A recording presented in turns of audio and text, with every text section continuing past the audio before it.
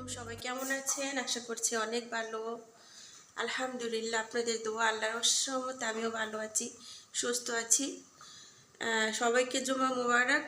আশা করছি সবার কাছে ভিডিওটা ভালো লাগবে।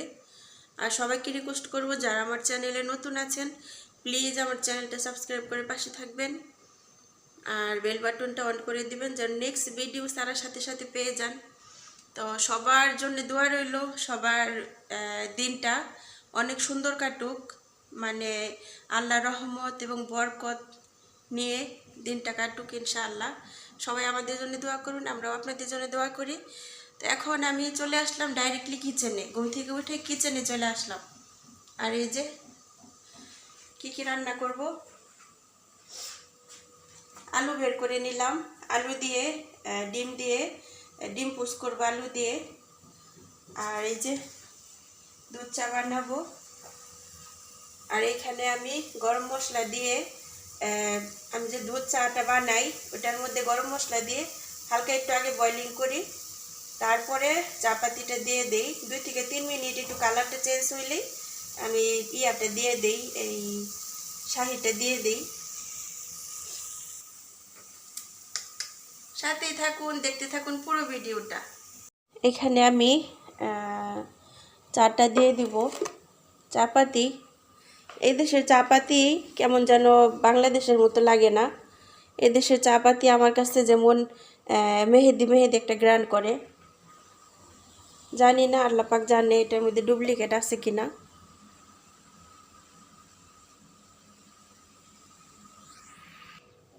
আর এখানে চিনি দিয়ে দিব।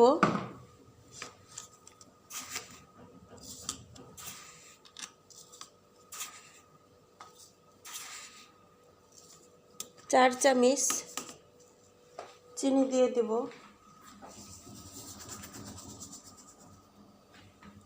ওনারা কিন্তু চায়ের মধ্যে চিনি খায় না, কিন্তু ওনারা এই দুধ চায়ের মধ্যে চিনি খায়, কারণ দুধ চায়ের টেস্ট হয়েছে চিনিতে।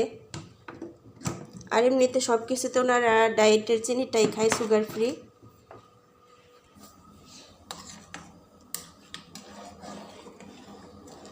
তো এটা আবার 2-3 মিনিট যখন বয়লিং হবে তখন আবার দিয়ে দিব দুধ চাটা। হালকা একটু বয়লিং করে এখন দিয়ে দিব দুধ চাটা।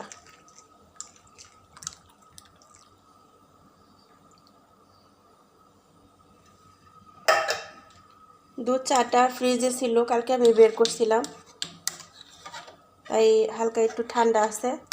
তো ইনশাআল্লাহ এটা যখন দুধ চায়ের মজা কোথায়, হালকা মশলা দিয়ে যখন আপনি হালকা একটু জাল পারবেন, তারপর যখন চা পাতিটা দিয়ে দিবেন 2-3 মিনিট আপনি হালকা একটু জাল দিবেন, দেওয়ার পর আবার কিছুক্ষণ পর আপনি দুধটা দিয়ে দিবেন। দেওয়ার পর কি হয়, মানে এই যে দেখেন চাটা কিন্তু একদম পাতলা। যখন আপনি এইখানে হালকা আঁচে রেখে দিবেন, মানে বয়লিং হতেই থাকবে তখন দেখবেন কি এই যে পাতলা যে একটা ভাব এটা থাকবে না, একটু ঘন ঘন হয়ে আসবে হালকা। তখন আপনারা বুঝতে পারবেন যে না, এই মানে চায়ের একটা টেস্ট আসছে। আমার কাছে এইভাবে আমি আইডিয়াতে বুঝি, তো আপনারা জানি না কে কীরকম। তো সবাই ছোটোখাটো সবাই পারি দুধ চা বানাতে, বাট আমি আমার আইডিয়াটা আপনাদের সাথে শেয়ার করলাম। আবার অনেকে আছে বিস্কিট দেয়, বিস্কিট দিলে কি হয় চায়ের এই বলে ঘন হয়, মজা হয়, কিন্তু আমার কাছে না ভাল লাগে না। মানে বিস্কিট দিলে দুধ চায়ের যে আসল একটা টেস্ট আছে সেটি আমার কাছে চলে যায়। তো আল্লাহ পাক জানে কার কাছে কেমন। এখন তাড়াতাড়ি নাস্তা বানাবো, কারণ স্যার অফিসে গেছে, চলে আসবে। আবার মেয়েরা স্কুলে গেছে, তাও চলে আসবে। তো যদি দেরি করি তাহলে অলরেডি 11টা বেজে গেছে। আমি উপরে গেছি, ঘুম থেকে উঠেই সবার আগে উপরে চলে যাই, হাতটা ব্যথা করতেছে। ঘুম থেকে উঠে তারপর একদম উপরে চলে যাই। উপরে যাওয়ার পর চা করিস না, উপরে যাওয়ার পর একদম উপরে ড্রয়িং রুম, বেডরুম, তারপর ডাইনিং রুম সব কিছু একদম সুন্দর করে ক্লিন করি। ক্লিন করার পর আমি নিচে সবার আগে কিন্তু সর্বপ্রথম আমি নিচে আল্লাহ নাম নিয়ে যখন ঘুম থেকে উঠেই নিচে যে ড্রয়িং রুমগুলো আছে, তারপর ময়লার বাস্কেটগুলো আছে, ময়লা কিন্তু হয় না, জাস্ট মেয়েরা একটু বিস্কিট খায় ওইটা ফালায়, তারপর মেয়েরা টিস্যু ইউজ করে সেটা ফালায়, এইসব কিন্তু ময়লা, এছাড়া কোনো ময়লা হয় না। তো ওইগুলি সবগুলি আগে নিচতলাটা সুন্দর করে ক্লিন করি। করে তারপর ক্লিন বলতে হালকা একটু ময়লা ফেলাই, সোফা টুপা হালকা একটু ঝাড়া দেই, টেবিল টুবিলে ময়লা থাকলে হালকা একটু মোছা দেই। দেওয়ার পর তারপর ডাইরেক্টলি উপরে চলে যায়, উপরে গিয়ে ড্রয়িং রুম টুম গুছিয়ে, ডাইনিং রুমটা গুছিয়ে তারপর বেডরুমে ঢুকি। কেন জানেন? আমার ম্যাডাম ময়লা একদমই পছন্দ করে না।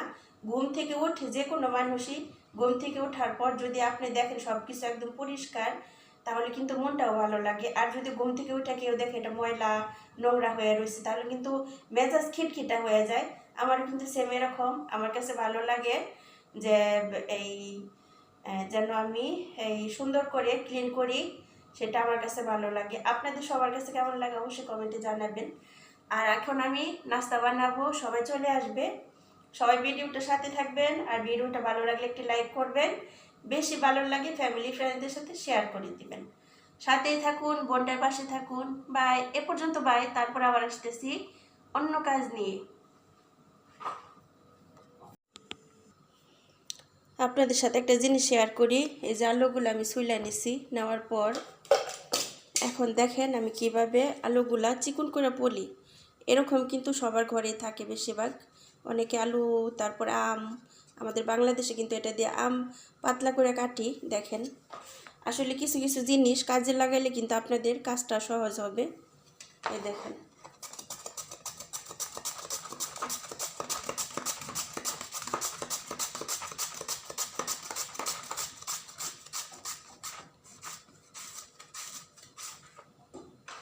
এই যে দেখেন,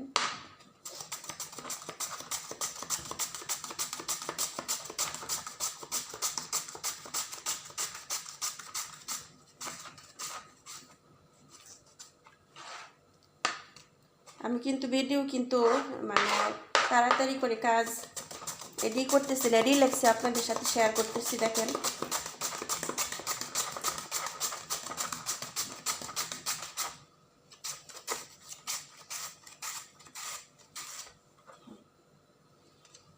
এখন কি করব দেখেন। বিসমিল্লাহির রহমানির রহিম। এই যে আসলে বুদ্ধি থাকলে অনেক কাজ কিন্তু পানির মতো সহজ হয়। এই যে এখন এটা দিয়ে আমি চিকন করে কাটবো, পুরবো।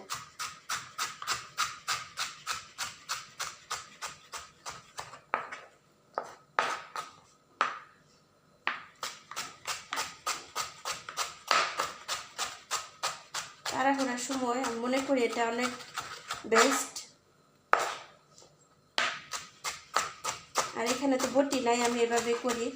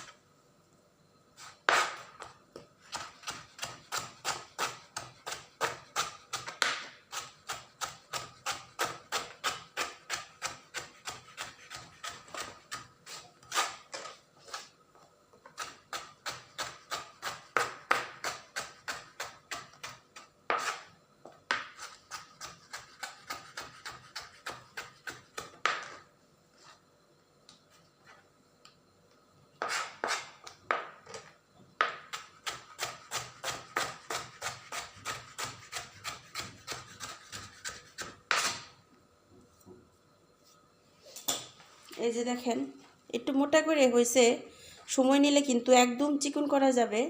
এই যে দেখেন, এইসব ভাজির জন্য কিন্তু এটা পারফেক্ট। ঠিক আছে, এই যে দেখেন আমি কিভাবে। তো যারা আমার মতো এরকম করতে চান অল্প সময়ে, অবশ্যই আমার টিপসটা ফলো করবেন। আচ্ছা, এখন সবগুলো কাটি, সাথে থাকুন। আলুগুলো পলে তারপর আমি ভাজিটা করা শুরু করলাম। আমি কিন্তু ঘি দিয়ে করতেছিলাম। তো ঘি দিয়ে তারপর হচ্ছে একটি টমেটো দিছি, একটি পেঁয়াজ দিছি। পেঁয়াজ দেওয়ার পর হালকা ব্রাউন কালার করে তারপর টমেটো, এর মধ্যে হালকা একটু হলুদ ও জাস্ট হচ্ছে হালকা একটু লবণ দিয়ে তারপর এটা একটু ভেজে তারপর আলুগুলো দিয়ে দিলাম। আসলে যদি আপনারা পেঁয়াজটা হালকা ব্রাউন করে তারপর ইয়া করেন। আর তার সাথে সাথে আমি দিয়ে দিলাম হচ্ছে, সাথে কিন্তু আমি বিট লবণ দিয়ে দিছি। এই লবণটা কিন্তু অনেক টেস্ট আর ভালোই লাগে, মানে যেখানে দিতে হয় বেশি ওইখানে কম দিলে হয়ে যায়। মাঝখানে বুঝি নাই, তারপর ম্যাডাম আমাকে বুঝাই দিছে। তো এখন সব কিছুতে এটা ইউজ করি বেশিরভাগ সময়। তো আমার ভাজি করার স্টাইলটা আপনাদের কাছে কেমন লাগলো অবশ্যই জানাবেন। সত্যি কথা বলতে এই ভাজিটা অনেক টেস্ট, আপনারাও করে দেখবেন। যদি একটু ধনিয়া পাতা দেওয়া যায় আরও টেস্ট বেড়ে যায়। আর এখানে আমি ভাজতেছিলাম পরোটা। কিছুদিন আগে অনেক পরোটা বানিয়ে তারপরে ফ্রিজে রেখে দিছিলাম ডিপে। তো যখন ইচ্ছা তখন ভেজে খাওয়া যায়, কিংবা হঠাৎ কেউ আসলে যেমন দেখা গেছে রাতে কিছু খেতে চায়, তখন কি করা যায় যে রুটি না থাকলেও এগুলো ভেজে দেওয়া যায়। আর এগুলি বানানো না থাকলে একটু অন্যরকম একটা ইয়া হয় যে কখন বানাবো কি করব। আসলে রেডি থাকলে খুব সহজ হয়, যে কোনো সময় খাওয়া যায়। আর এখানে আমি ডিমটা একদম রেডি করে নিছি, পরোটা ভেজে নিছি। আলহামদুলিল্লাহ রব্বিল আলামিন। এই যে রান্নাঘরের কাজকর্ম সব শেষ করলাম। শেষ করে এখন আমার সময় সেটা হচ্ছে দুপুরে রান্না করতে হবে, হয়তো বা সঠিক বলতে পারি না। তো এখন 1:30 বেজে গেছে, এখন চলে যাব নিজে একটু ফ্রেশ হব। ফ্রেশ হয়ে যে ওনারাও নাস্তা করা হয়ে গেছে, যে দেখেন টেবিলটা একদমই খালি। তো ওনারা নাস্তা করা শেষ, এখন আমি নিজে একটু ফ্রেশ হব। ফ্রেশ হয়ে তারপর জুম্মার নামাজ পড়বো। আলহামদুলিল্লাহ রব্বিল আলামিন। আল্লাহ পাক যেন নামাজটা সঠিকভাবে পড়ার তৌফিক দান করে ইনশাআল্লাহ। তো আপনাদের সবার কাছ থেকে বিদায় নিব। সবাই আমার জন্য দোয়া করবেন, আমি আপনাদের জন্য দোয়া করি। আলহামদুলিল্লাহ রব্বিল আলামিন।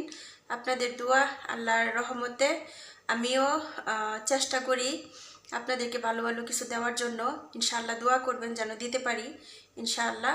তো আজকের ব্লগটা আমি এখানে শেষ করবো। সবাই ভালো থাকবেন, সুস্থ থাকবেন ইনশাআল্লাহ। নেক্সট অন্য কোনো ব্লগে আবার দেখা হবে, কথা হবে। আজ এ পর্যন্তই। আল্লাহ হাফেজ।